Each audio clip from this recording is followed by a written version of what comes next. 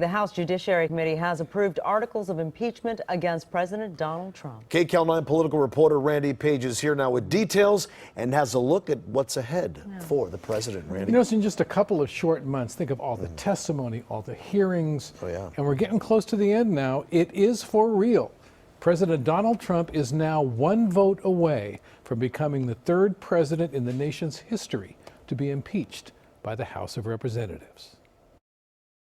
This is a day that will live in infamy. After more than 13 hours of partisan speeches and debate, it's uncontradicted. There's no rival story. If that's the best you got, you wasted a whole lot of time. This is not about punishment. Facts be damned. all it took this morning was a matter of minutes. Mr. Cohen.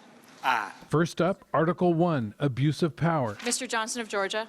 Aye. Mr. Chairman, there are 23 ayes and 17 noes. Next, Article 2, Obstruction of Congress. Ms. Jackson Lee. Aye.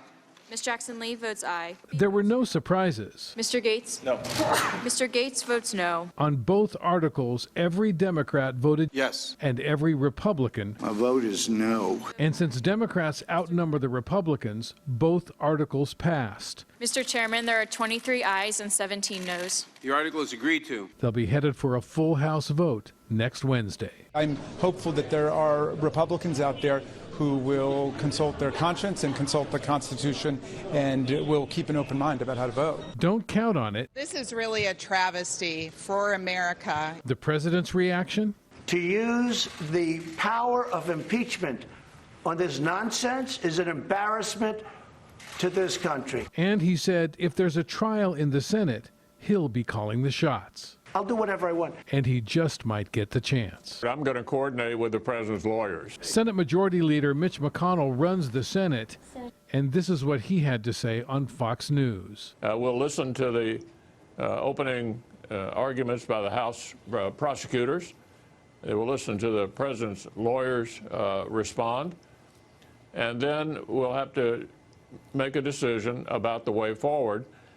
And everything I do during this, I'm coordinating with White House counsel. There will be no difference between the president's position and our position, but we'll be working through this process, hopefully in a fairly short period of time, in total coordination with the White House counsel's office and the people who are representing the president in the will of the Senate. In an impeachment trial, the senators become jurors. So does it make sense for the jury foreman to be turning over the trial to the defendants? The Constitution says very little about the procedures that the Senate has to follow. Professor Erwin Chemerinsky, dean of the UC Berkeley Law School and a leading constitutional scholar, says the Founding Fathers left it up to the Senate to decide how the trial will be conducted. We spoke to him via Skype from Berkeley. What do you think the Founding Fathers would think about this? I think the Founding Fathers would have been very disturbed by President Trump's conduct. The Founding Fathers were very worried about undue foreign influence in the fledgling nation. And the idea that here foreign countries were playing a role in an American election is exactly what they were trying to avoid. What are your thoughts about this trial? I wish that it would be a trial before a group that was open-minded. That's what we think of a trial as being 12 jurors who haven't come to a conclusion, or a judge who hasn't made up her mind. But that's not what this is about.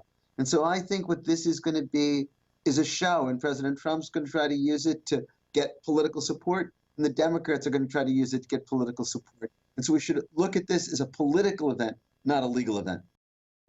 The question that remains tonight, will any House Democrats cross party lines and vote against impeachment? Well, we'll find out next week.